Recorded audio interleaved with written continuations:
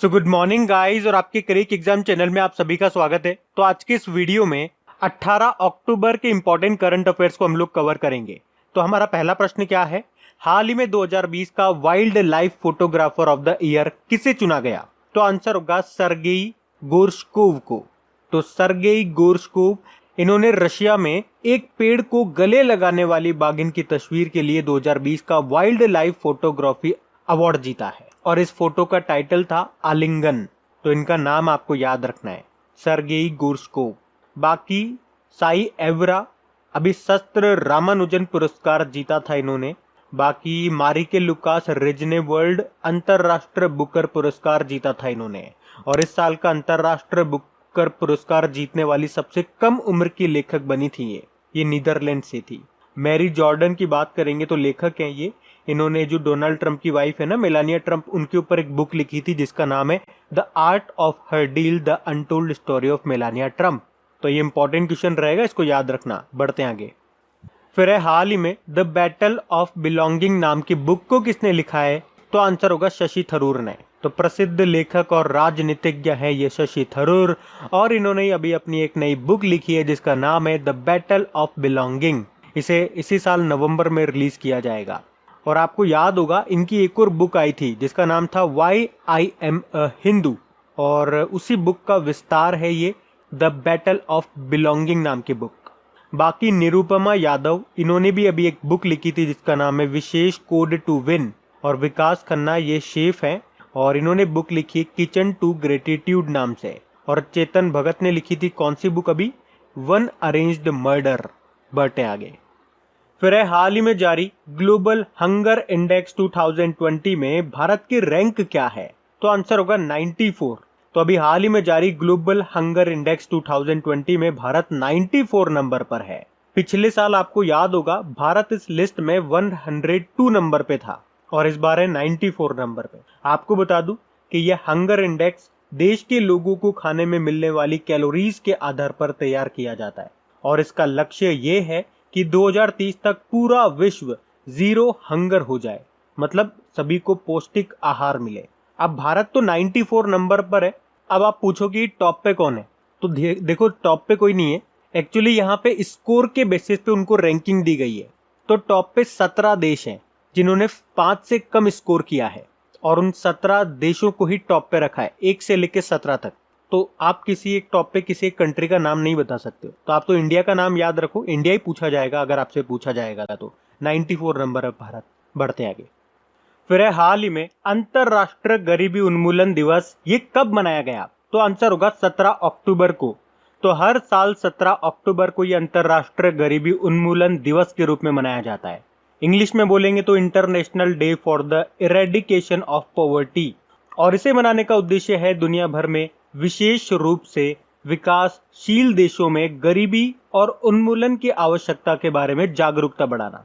अच्छा, इस बार की थीम क्या है? Acting together to achieve social and environmental justice for all.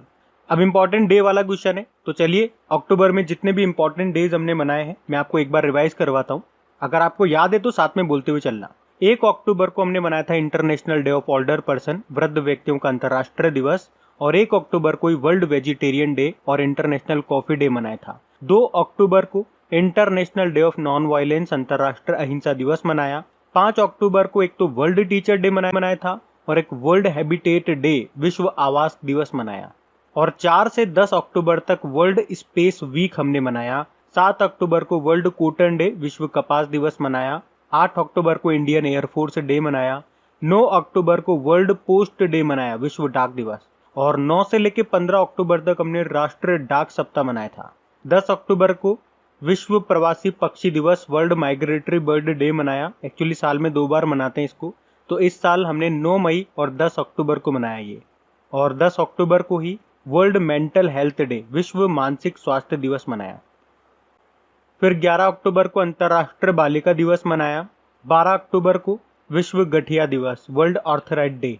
13 अक्टूबर को अंतर्राष्ट्रीय आपदा न्यूनीकरण दिवस मनाया। और 13 अक्टूबर को राष्ट्रीय डाक टिकट संग्रह दिवस मनाया। 14 अक्टूबर को वर्ल्ड स्टैंडर्ड्स डे, विश्व मानक दिवस मनाया। 15 अक्टूबर को international day of rural women, अंतर्राष्ट्रीय ग्रामीण महिला दिवस मनाया और 15 अक्टूबर को ही वर्ल्ड स्टूडेंट्स डे मनाया।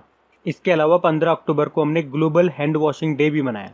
फिर 16 अक्टूबर को वर्ल्ड फूड डे मनाया और अब 17 अक्टूबर को अंतर्राष्ट्रीय गरीबी उन्मूलन दिवस के रूप में मना रहे हैं। तो अक्टूबर के ये डेज याद रखना। बढ़ते हैं आगे।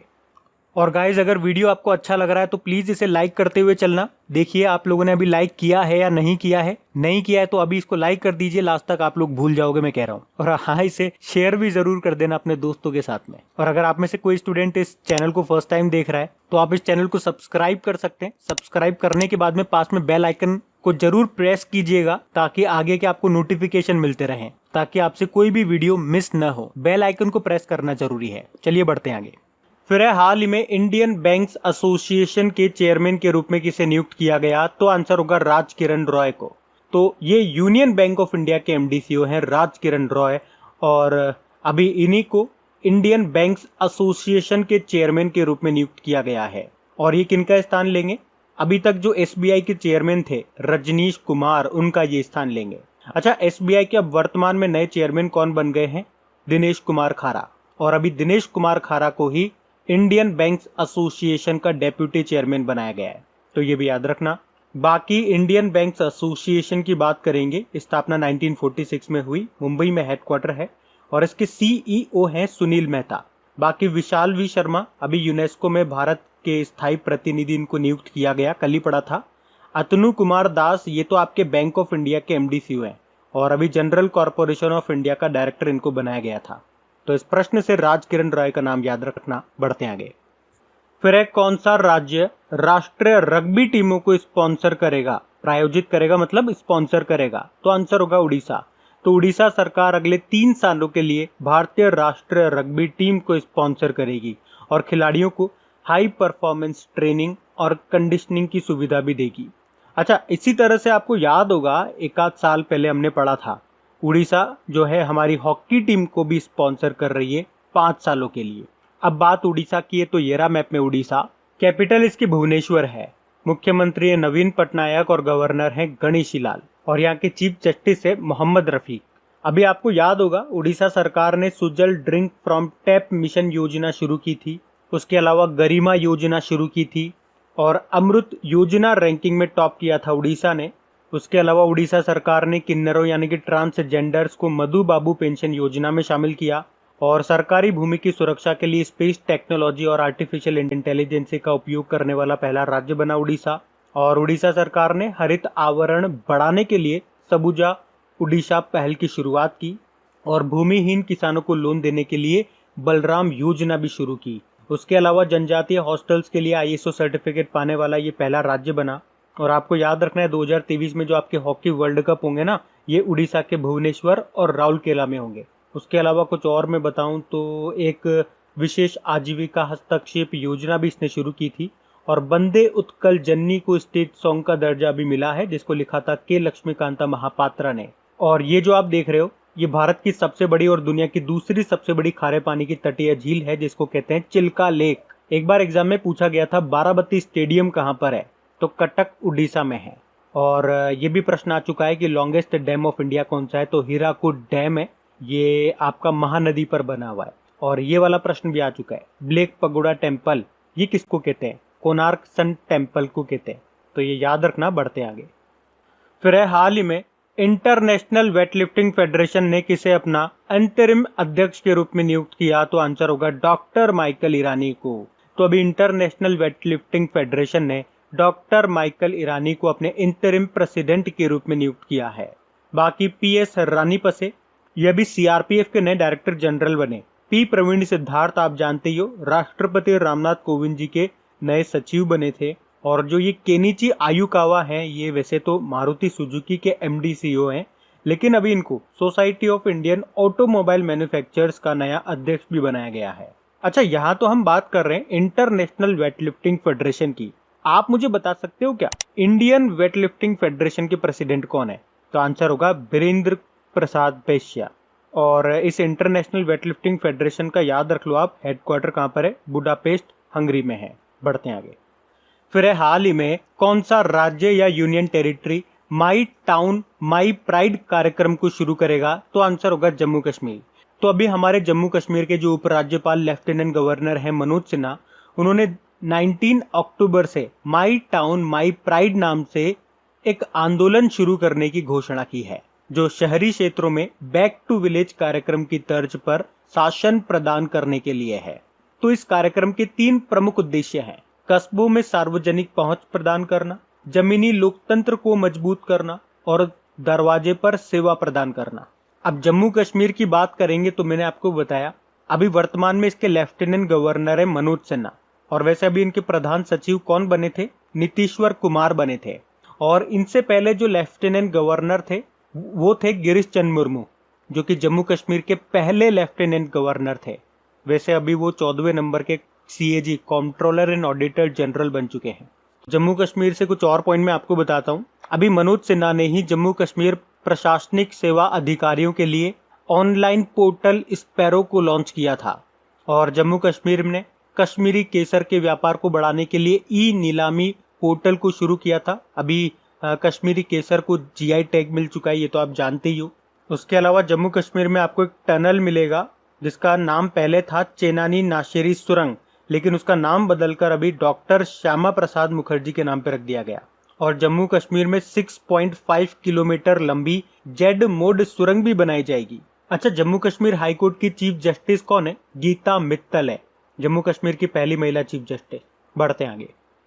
फिर है, हाल ही में किसे न्यूजीलैंड के प्रधानमंत्री के रूप में चुना गया है? तो आंसर होगा जेसिंडा अर्डन को। तो वैसे अभी तक न्यूजीलैंड की प्रधानमंत्री यही थी जेसिंडा अर्डन, लेकिन अभी इनको दूसरे कार्यकाल के लिए भी चुन लिया गया है। बाकी मुस्तफा अदीब ये लेबनान के नए प्रधानमंत्री बने, हिचेम मचीची ट्यूनीशिया के नए प्रधानमंत्री बने, और माइकल मार्टिन आयरलैंड के नए प्रधानमंत्री बने। अब बात न्यूजीलैंड की है तो ये रहा मैप में न्यूजीलैंड। कैपिटल वेलिंगटन है, करेंसी है न्यूजीलैंड डॉलर, और प्रधानमंत्री जेसिंडा अर्डन है। और न्यूजीलैंड से एक पॉइंट मैं आपको बताता हूँ, याद रखना, न्यूजीलैंड ही वो पहला देश है जिसने सबसे पहले महिला को मतदान करने की अनुमति प्रदान की थी। क्योंकि ये प्रश्न आपका एग्जाम में आ चुका है एक बार। प्रश्न ऐसे आया था, किस देश ने सबसे पहले महिलाओं को मतदान करने का अधिकार दिया था? तो इसका आंसर होना था न्यूजीलैंड। अब आपको याद होगा तो कर दोगे, नहीं याद होगा तो इस क्वेश्चन को छोड़ना ही पड़ेगा। तो याद रखना इसको। बाकी 2021 में महिला रग्बी वर्ल्ड कप ये आपके न्यूजीलैंड में ही होंगे। उसके अलावा न्यूजीलैंड के एक बल्लेबाज हैं रॉस टेलर, उन्होंने अभी सर रिचर्ड हेडली पदक जीता था।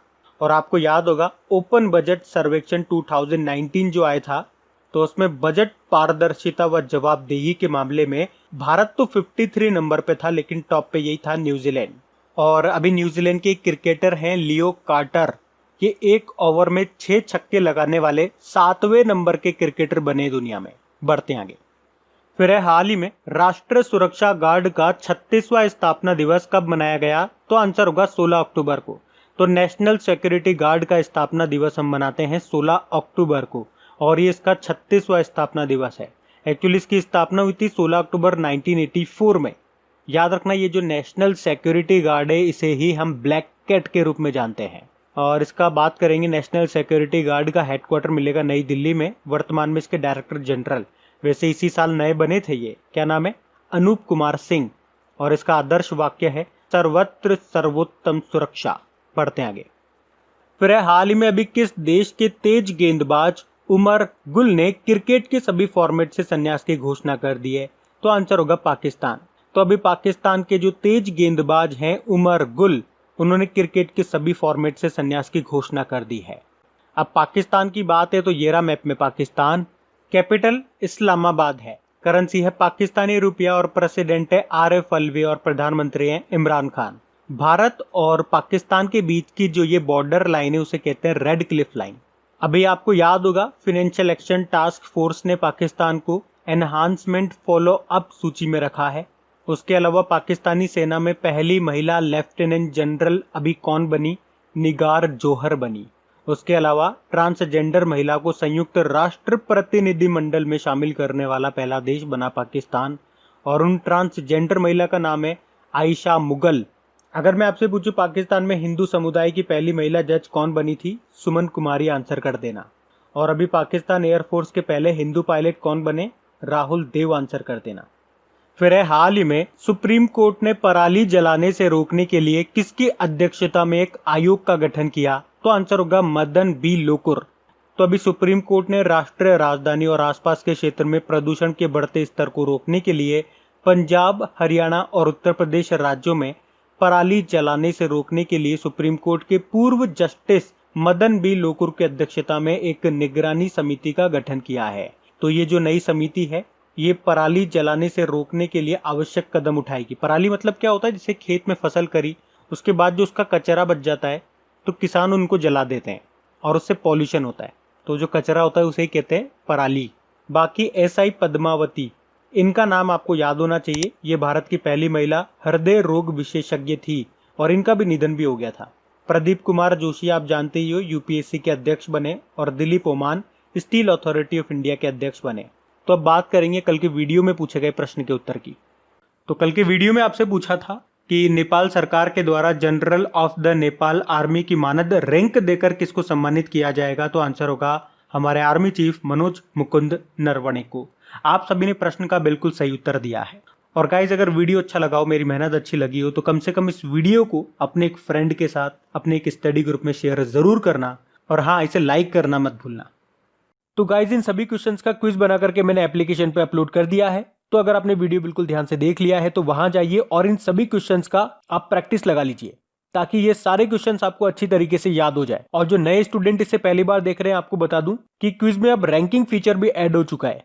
तो अगर आप कम समय में ज्यादा से ज्यादा क्वेश्चन राइट करते हो तो आपका नाम आपके फोटो के साथ टॉप 10 स्टूडेंट्स में आपको दिखाई देगा। आपको ही नहीं, जितने भी लोग क्विज लगाएंगे उन सबको दिखाई देगा कुछ इस तरीके से, ताकि आपको भी एक अंदर से मोटिवेशन मिल सके कि आपको भी यहां तक पहुंचना है, ताकि सब लोग आपको टॉप 10 में देख सकें। और वैसे भी आप तो आपके इन करंट अफेयर्स का रिवीजन करवाने के लिए मैं इसका ऑडियो भी तैयार कर रहा हूं। तो दिन में 4 से 5 मिनट निकाल करके वो आप ऑडियो सुन लीजिए ताकि आपका इन करंट अफेयर्स का फिर से रिवीजन हो जाए। क्योंकि आपको पता है चीजों को पढ़ना इंपॉर्टेंट है, लेकिन समय समय पर उनका रिवीजन करना बहुत ज्यादा जरूरी है। रिवीजन नहीं करोगे तो वो सारी चीजें आप भूल जाओगे। तो आप ही के लिए मैं इसका रिवीजन ऑडियो तैयार कर रहा हूँ। तो उस ऑडियो का लिंक मैंने नीचे डिस्क्रिप्शन में दे दिया है, वहां जाकर के आप मुझे फॉलो कर लीजिए। और फॉलो करने के बाद में पास में जो बेल आइकन आएगा आप उसे जरूर दबा लेना, ताकि जब भी मैं ऑडियो अपलोड करूं उसका नोटिफिकेशन आपको मिल सके। और एप्लीकेशन अगर अभी तक आपने डाउनलोड नहीं किए तो उसका लिंक भी आपको नीचे मिल जाएगा। वहीं पे आपको क्विज, वीडियो, PDF सब मिल जाएंगे। तो इस प्रश्न का उत्तर आता है तो कमेंट बॉक्स में जरूर टाइप करिए। चलिए अब मिलते हैं करंट अफेयर्स के रिवीजन वीडियो में। Thank you guys.